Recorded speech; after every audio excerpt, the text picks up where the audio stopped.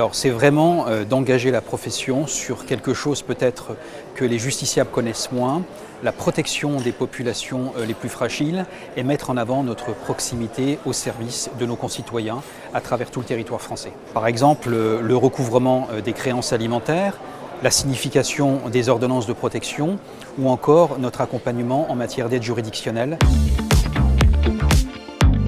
C'est une année chargée puisque c'est avant tout l'aboutissement d'un début de synergie entre les commissaires-priseurs et les huissiers de justice.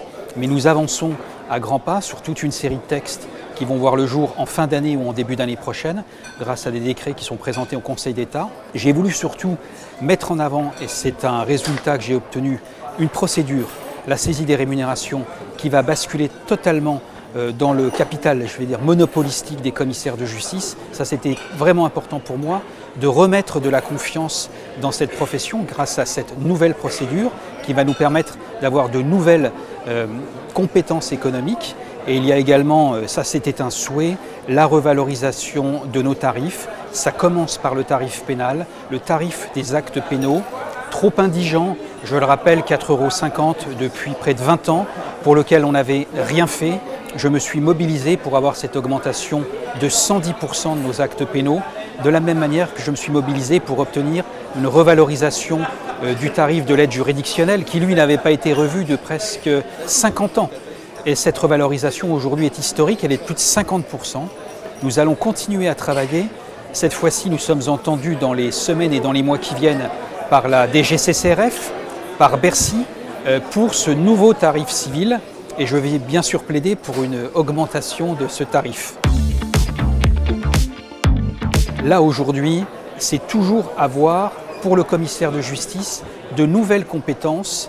Et j'ai beaucoup travaillé sur l'entremise immobilière. Nous avons, dans notre population de professionnels, un certain nombre d'entre eux qui font de l'administration d'immeubles. L'autorité de la concurrence a rendu un avis très attendu sur l'élargissement de l'entremise à d'autres professionnels du droit.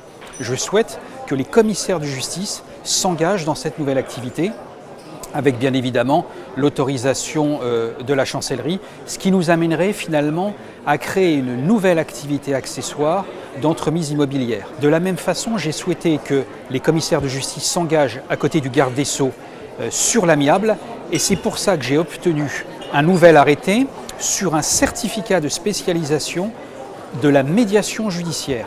Car je veux vraiment qu'on passe ce cap du recouvrement amiable, qu'on s'engage vers la médiation de manière générale, parce que c'est un sujet qui a trait à la justice du XXIe siècle.